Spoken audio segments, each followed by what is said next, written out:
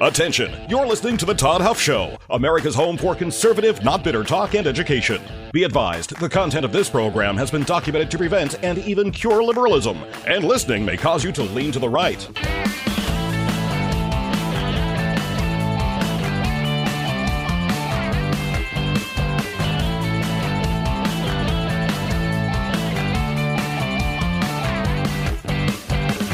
And now, coming to you from the Full Suite Wealth Studios, here is your conservative but not bitter host, Todd Huff.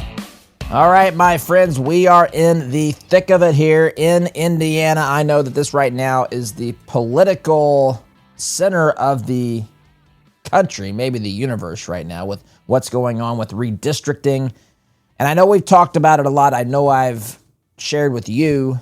If you're not in Indiana, understand that this battle absolutely affects you, your state. Your state may be going or have recently gone through this as well, or maybe soon to be going through this. That's a potential as well. But this will help shape what happens in the 2026 midterm election, and that is one election of incredibly important. It's incredibly critical. So that's why this matters so much. You know, I've always stayed away from talking. In fact, many of you who are in Indiana may have sometimes thought that you wish that we would talk more about Hoosier policies or local issues. We don't do that. This is a program that talks about national issues, American issues from a Hoosier, common sense, conservative, not bitter perspective. And so we're not deviating from that. This is just something that is critically important, and I want to get to it today. In fact, I want to respond. There was a question that I got on, I think, on social media. By the way, you can email your thoughts and questions to todd@toddhuffshow.com. I read those. That helps me know what we need to talk about as well. But I got a question, I believe, on Facebook that said, or that asked, why does Indiana need to redistrict? A very straightforward question. And of course, it's from someone who can't listen every day. So I understand. You might think, wow, we've talked about that to some degree for the past several days, maybe the past several weeks. I want to go through that today. I want to give you a summary, a final argument presentation here for this. I'll also tell you that I'll be speaking tomorrow at the Indiana Statehouse. I don't have the exact schedule. There's lots of speakers, including Governor Braun, Lieutenant Governor Micah Beckwith, who was on this program a couple of weeks ago. Other voices, I'll be up there as well. Just have a few minutes, but if you can make it, I encourage you to come. The event will start, I believe it starts at noon. I'll put all the information in the stack of stuff, and I've been posting some stuff on social media as well, if you follow us there. And I'll talk about it in the newsletter, which is free, and you can sign up for that as well. Just that's the way that you'll get it. These events are very fluid. I'm still waiting. They're creating a graphic that includes me on it that we can, share with the times and the lineup or whatever is going to be on there. I just don't have all that stuff yet. This is just the nature of how these things are done, especially when they're changing and evolving. And I didn't even know that I could be a speaker until yesterday. So anyway, that's what we're going to do today, my friends. I welcome you to today's program, broadcast to you here from the Full Suite Wealth Studios. Friends, maybe you've reached that stage where managing your money feels like juggling more than it feels like just dealing with numbers. There's this tax planning, estate work, investment choices, a whole lot more. That's when family office services can really make a difference. Full Suite Wealth brings all those pieces together into one cohesive strategy. Their family office services give you access to a coordinated team with advanced option strategies, private equity, private credit, legal expertise, all those things under one roof. It's about simplifying your financial life, planning for the future, making sure your legacy stays strong for generations to come. If you're ready for that next level of support, head on over to fullsuitewealth.com. That's fullsuitewealth.com. They will help you build your legacy and secure your future. All right, let me go through this systematically today. As I prepared my remarks for what I want to say at the Statehouse tomorrow, I've dealt with some of the questions I've gotten, some, of course, by trolls, which I don't take seriously, who often entertain me. Some are serious questions from people who really want to understand. They don't, this isn't in their wheelhouse, and they're really trying to come to grips with their position on this issue. I respect that. I do. I respect that. And let me say this too. I think it's critically important that Indiana goes through, that Republicans put their big boy and big girl pants on here and vote for this new map, vote to redistrict the state of Indiana. I believe that.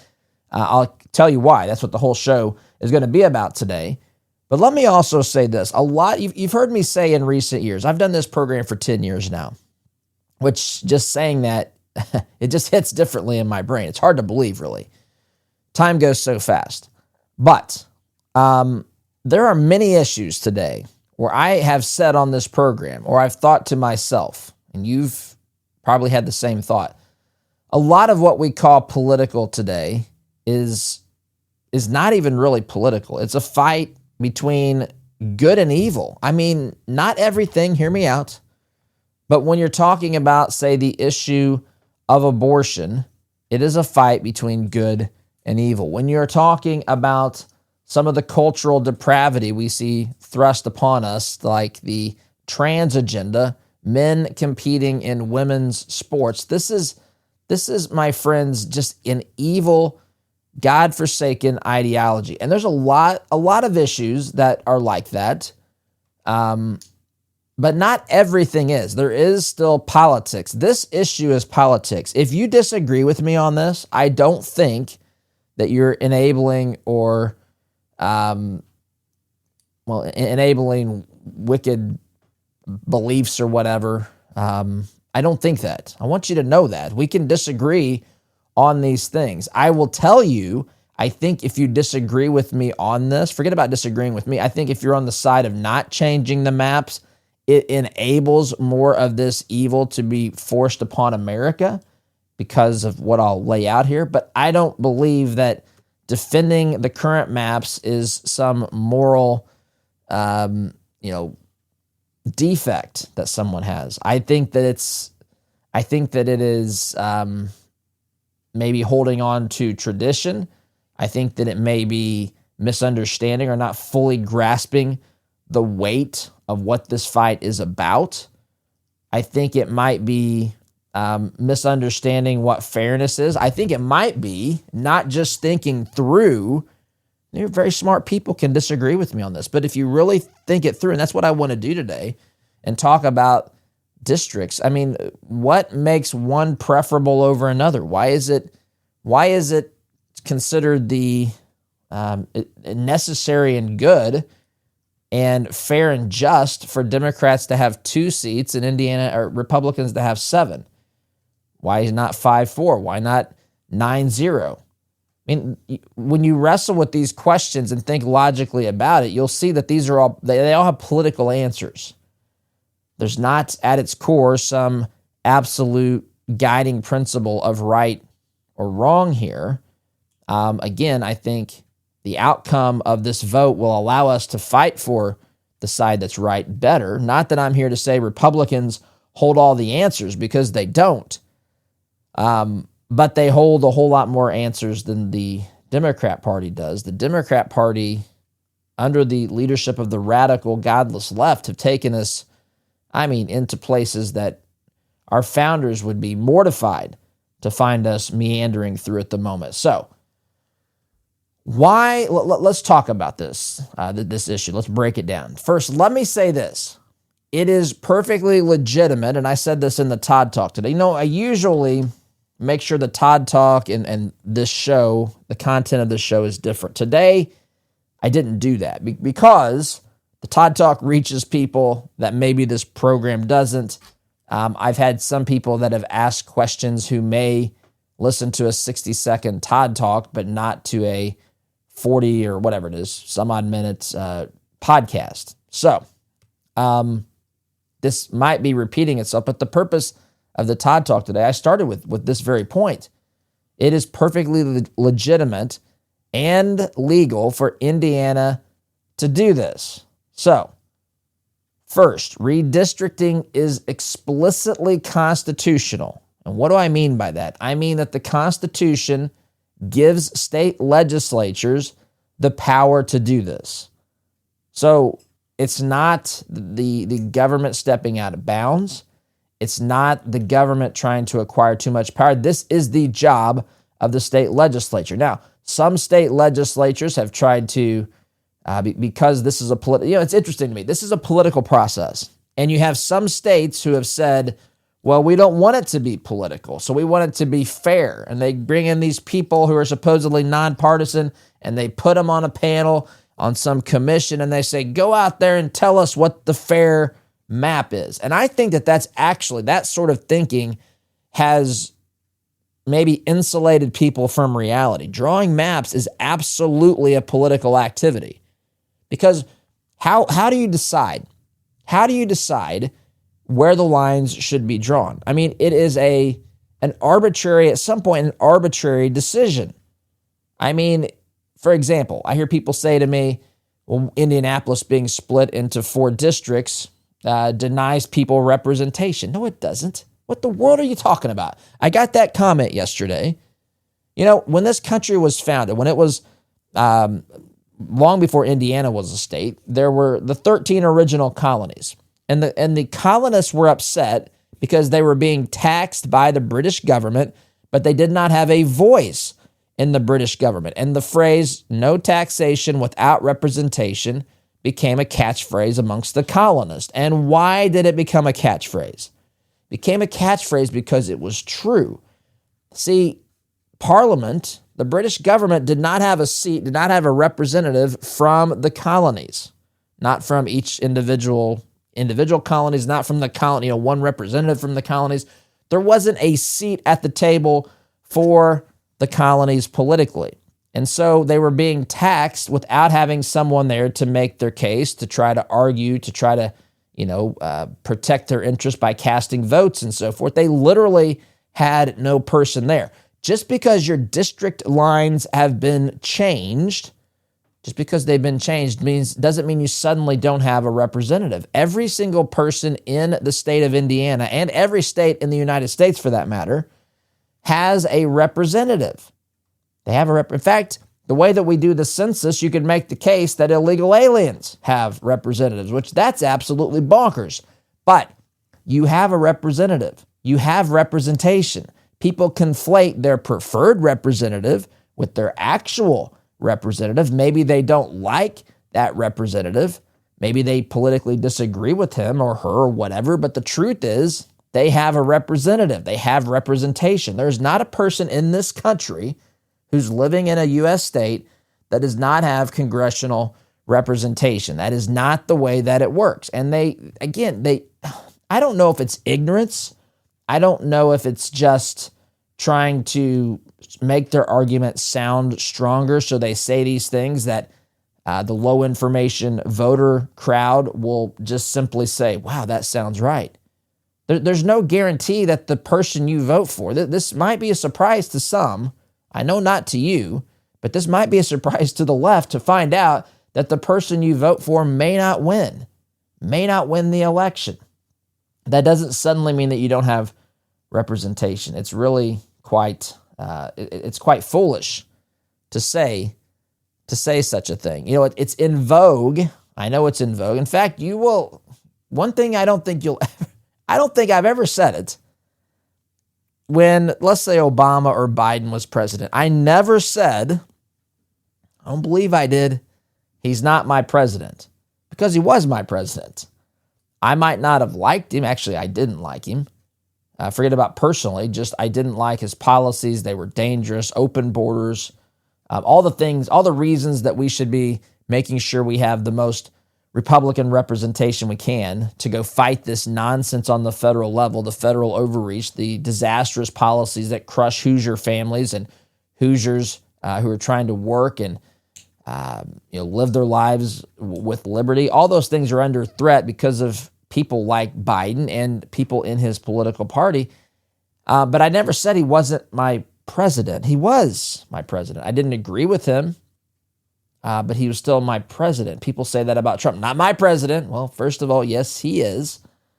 And secondly, just because you don't agree with him doesn't change that fact. This is entirely constitutional, this process. And it's entirely the responsibility of the state legislature. States draw the congressional districts. The rules are pretty simple. They need to be contiguous areas. They can't be split up, basically.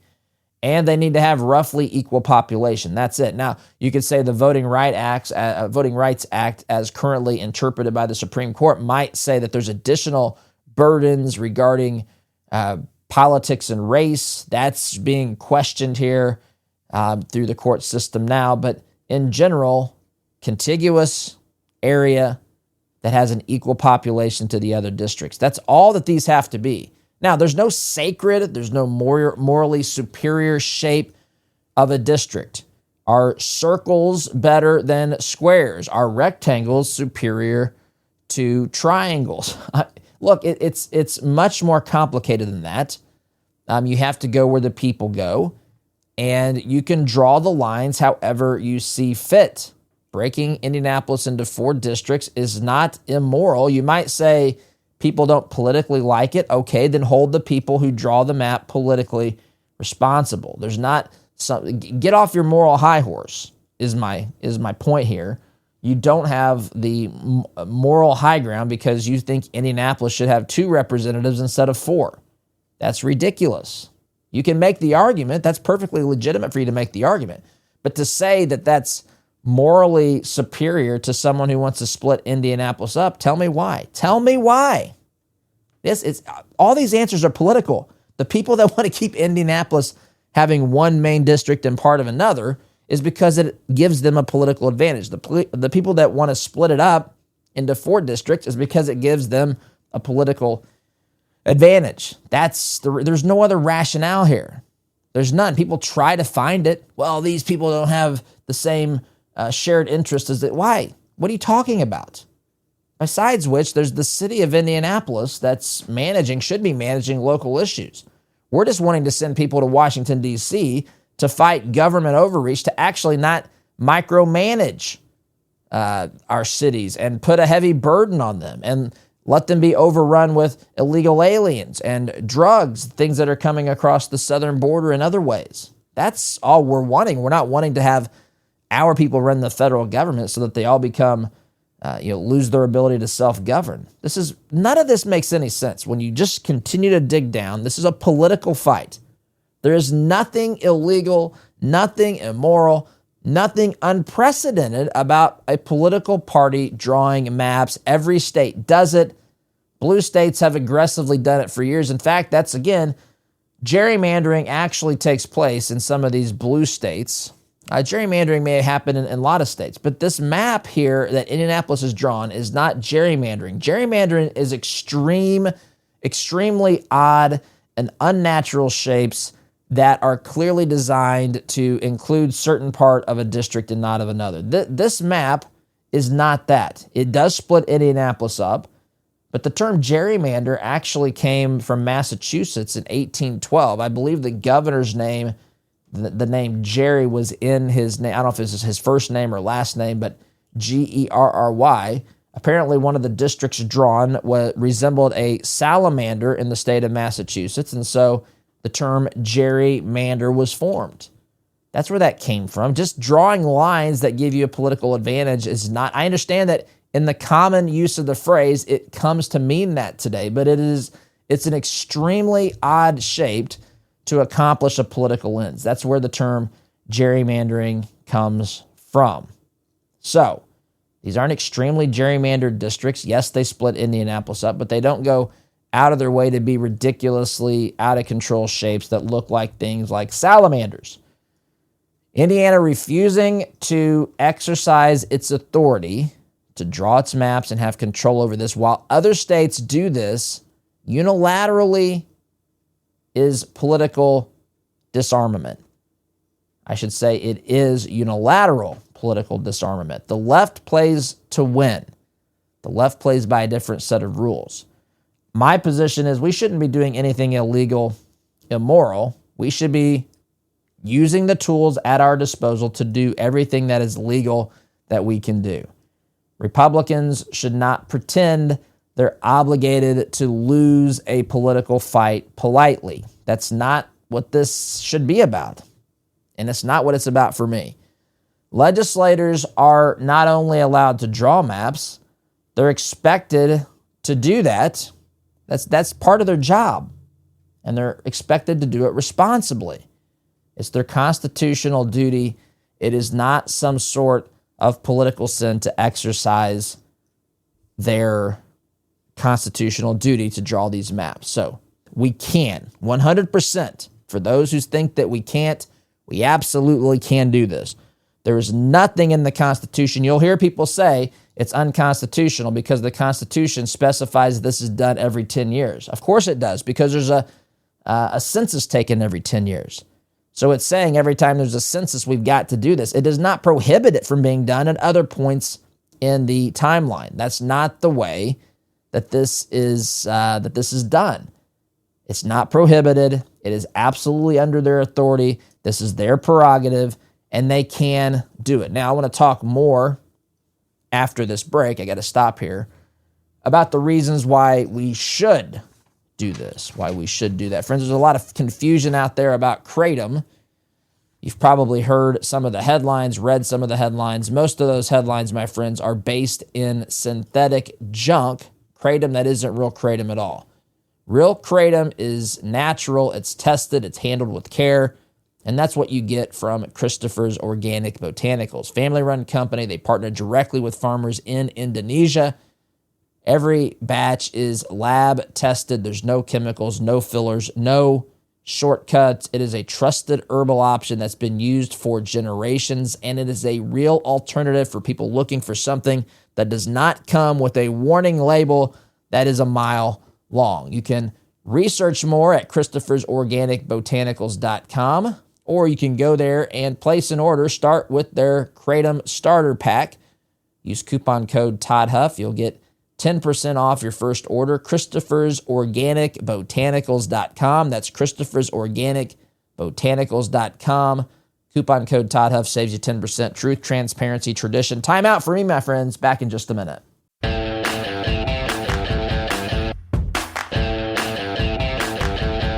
Welcome back, my friends. Let me remind you before I tell you here why Indiana should do this, succinctly list the bullet points and all of that.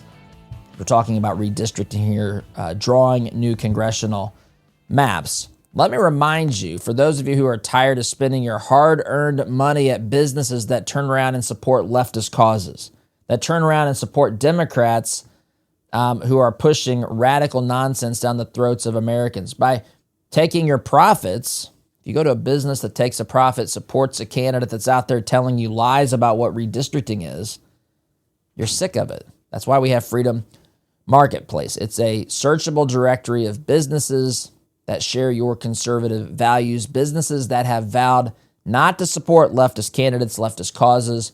It's free for you to use, no strings attached, just good, patriotic businesses pushing in the same direction that you are pushing. Check it out today, freedommarketplace.net. That's freedommarketplace.net. Liberty and business, my friends, for all. This is one of the things that we provide here to our listeners at the Todd Huff Show. This is something we operate. And if you'd like to list your business, just reach out to us and we'll help you do that. Listings are very, very affordable, starting at under even $10 a month. So, freedommarketplace.net. Okay, here's why, talking about redistricting, why Indiana should draw new maps. So, this is for the people, for the individual, her name was Evelyn, on social media, who said, why does Indiana need to do this? Okay, I'm glad that you asked that. I think it's a sincere question, and I'm going to do this. So, national Democrat leadership pushes policies that are dramatically out of step with Hoosier values. So, what happens is when we elect someone in Indiana as a Democrat or as a Republican, they go and they caucus nationally. They go to Washington, D.C., and they get together in their caucus, in the group of people that are part of that party, who they actually strategize with and so forth, and they vote for leadership.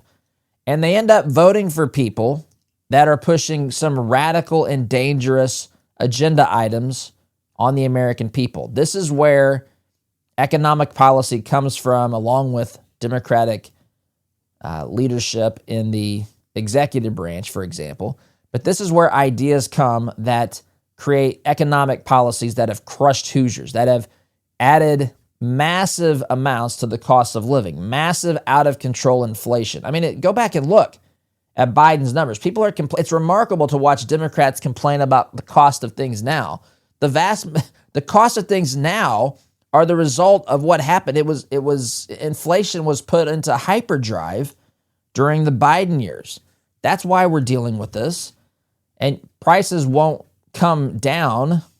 Again, economics is much more complicated than that. But inflation is not, if it's not negative, which I'm not arguing that it should be, the prices are not going to come down. They'll slow in growth is what's going to happen. And so we had policies that, someone might have voted for a representative here to challenge Trump because they're afraid he's a king. But that doesn't mean that they voted for policies and things that lead to high inflation. But they did, sometimes unwittingly, and this is dramatically out of step. I got no problems with people say, hey, vote for me because I'm going to, hold the president in check. Okay, fine, whatever his party. But don't use that as a green light to institute other policies because you've caused blind rage amongst the constituents in your district to where they just want to stop the guy in the White House and they don't stop to think about all the other things that are happening out there as well. That's number one. Hoosiers end up represented by Democrats who vote for radical leadership once they're in Washington. So the ideology that exists in Washington, D.C., that's embraced by the Democrat Party is not held by Hoosiers in general, and even specifically, I would say not the majority of even Hoosier Democrats vote for what's happening in Washington, D.C. I believe that is true, but they end up getting there and they vote these jokers and clowns into office. They're also put under extreme pressure to toe the party line or else they lose potential positions on committees and so forth. They lose other voices within the party. They're basically muted until they go along with the leadership. This is what happens. So, national Democrat policies on things like spending, on things like the border, on things like culture, they hurt. And I would say hurt is maybe even an understatement. Sometimes they dramatically hurt. Sometimes, my friends, in the case, say, where open borders allows people to be in this country illegally, sometimes it literally costs people their lives because of policies. I'm not saying all the time, but that certainly can be the case in some tragic circumstances. Inflation, federal money printing, that's of course the source of inflation. It's not anything else, in spite of what they want you to believe. The federal government's responsible solely for inflation. Cultural radicalism, remaking this country into something that it was never intended to be. These are things that happen in Washington, D.C. that directly affect Indiana households. I mean, think about how you lived your life under COVID. The people that were running the show politically at various levels of our government they were elected, and most of the time they were Democrats or they were bureaucrats that vote for and support the ideas of the radical left. I mean, there's lots of examples as to how this has directly hurt Hoosier businesses, Hoosier families, Hoosier lives. The modern Democrat Party, by the way, is nothing like the old Hoosier Democrat Party. Listen, I was raised in a Union Democrat home. I've shared that on here before. My parents, my dad was a Union Democrat for UAW Local 933. It was, what was it, Allison Engine Company? No, Allison Gas Turbine, I think, is where he started. It had a couple of names. When he retired, it was bought by Rolls-Royce. That's what it was before he retired. He was there for 30 or 31 years. Was a union representative, a committeeman, I believe, for several years. I remember that when I was in high school. And he's not a leftist. He's not even liberal. He's a traditional blue dog Democrat, primarily Democrat because he believes Democrats look out for workers more than Republicans, and Republicans favor big business. That's his perspective. But that political party is long gone. The party of John F. Kennedy is nowhere to be found. And if you have a Democrat running here for Congress, he is, by definition, going to be a part of a party that is radical, my friends, and electing radical leadership. They don't reflect the values of Hoosiers, and they definitely, of Hoosiers overall, and they don't even reflect the values of Hoosier Democrats. Indiana has a duty to protect itself from what happens here, from this recipe. You have other states, other blue states that are maximizing their vote count. The number of seats, say California, for example, other states have done the same thing to try to squeeze as many blue districts out as possible. By the way, you've never heard me complain about that. I am remarkably consistent on this. I don't like it. I think maybe that people should try to challenge, to find ways to win in those states, which I know that they do, but they got to get better at it. They got to get the ideas of conservatism out there, and they've got to find better candidates. There's a lot going on there, but states can draw these districts as they see fit. And we now have a duty in Indiana to protect Hoosiers from the overreach that happens in this scenario and the destructive national agendas. Because what happens if the federal government gets too big, which it has, and you have a group of people that are put into Washington, D.C., that believe it is their job to solve every problem in the world, then they're going to start manipulating and messing with all sorts of things, passing laws for everything. And they'll say, well, this is the prerogative of the federal government. Indiana and other states, suddenly, we're still part of a republic. It's still a federal, there's still federalism here. But if you're appealing to people who are favorable to big government and who are willing to overreach their bounds and not care about the Constitution, which is what we have when the left is in charge, you got a recipe for disaster. And you've got things being forced upon your community, your state, that is absolutely, there's nothing that can be done at that point. We have a duty to protect ourselves from that. Inaction today means conceding future congressional power to the radical left. Make no mistake about it. For those Republicans who act like it's something else because of comments Trump made or whatever it is, this is a very, very easy political issue to see. If you want to empower the left, vote against these maps. If you want to fight against the left, if you want to fight against governmental overreach, if you want to stand in favor of liberty and against the tyrants that are put into place in Washington, D.C. through the system I just explained to you, if you want to oppose that, then you will be in favor of these maps. That is how I see it. I've got to take a break, my friends. Sit tight back here in just a minute. Welcome back, my friends. Third and final segment of today's program, going through the reasons the rationale for being in favor of these maps. I've been asked some of these questions. I'm responding to some of the comments and, allegations and the emotions that are out there. That's what we're doing here today. And I will be speaking tomorrow at the Turning Point Action event at the Statehouse. I'll get you more information on that. I invite you to come down to the Statehouse at noon tomorrow.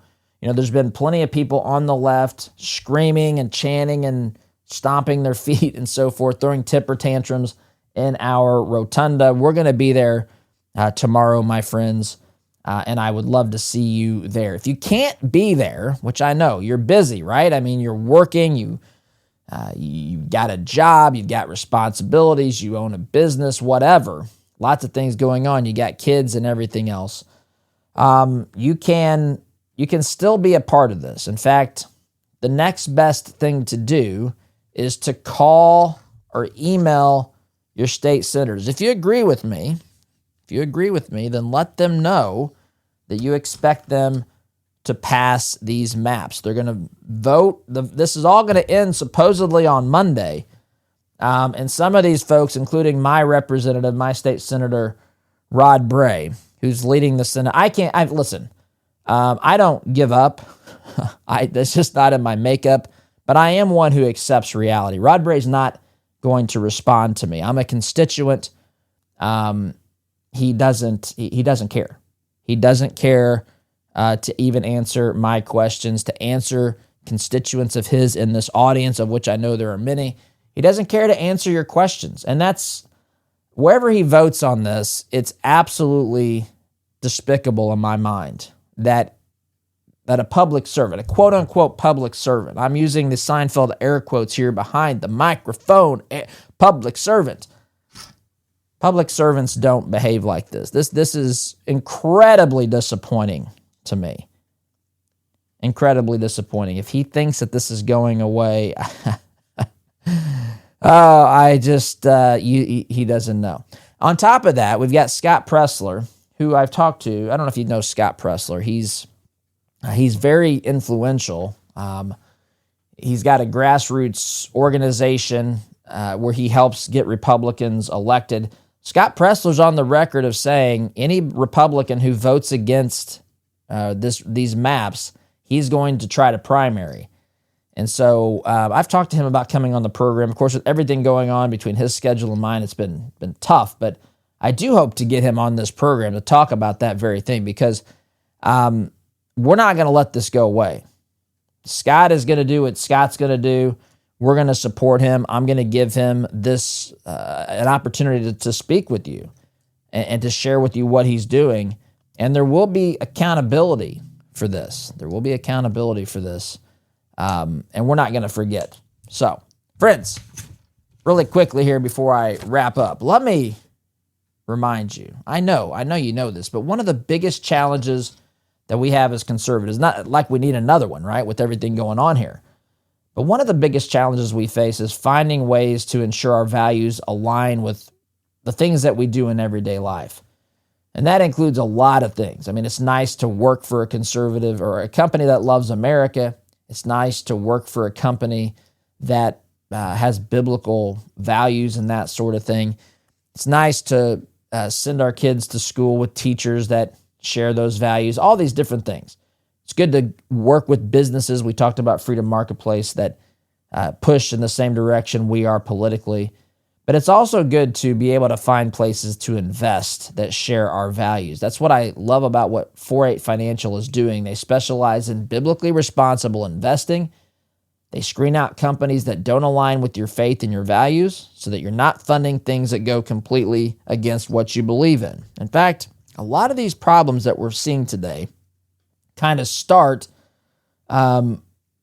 because this sort of money laundering, I don't mean that in a legal sense, but this operation where companies are taking their profits and then sending it to causes that you would be mortified that they're sending it to. And I'm not saying it's illegal. I don't mean money laundering illegally. I just mean that they're putting on the front of, hey, we're providing this for you, and hey, out the back door, we're promoting things that if you knew we were doing it, you would be highly upset about. That's what happens in some places, my friends, and that's what 4-8 Financial is trying to prevent. So if you go to 48financial.com/Todd, you can complete an assessment, and they will help you determine what degree your current investments are aligned with your values. 48financial.com/Todd. That's 48financial.com/Todd, because your money should work for your values. All right, let me see if there's any other questions. Any other questions that I need to address? Or I mentioned the argument that this takes away representation. It clearly doesn't. Everybody still has a representative. They may just not have their preferred representative, which, by the way that it works, that's always going to happen for somebody, especially when this country is split the way that it is. For those who say redistricting is cheating, again, I guess the simple answer would be the Democrats have been doing that for decades then. But I would say it's not cheating. It's legal, it's constitutional, and it's being used aggressively, I might add, nationwide. In Indiana, if they don't vote for this, could be refusing to be the only state to be playing by imaginary rules. Indianapolis does not deserve its own districts. That's something else that people say, splitting Indianapolis as though that's some sort of a unforgivable sin. Republicans are being extreme. No, protecting Hoosiers is not extreme. Failing to do so is absolutely irresponsible. I gotta go. SDG.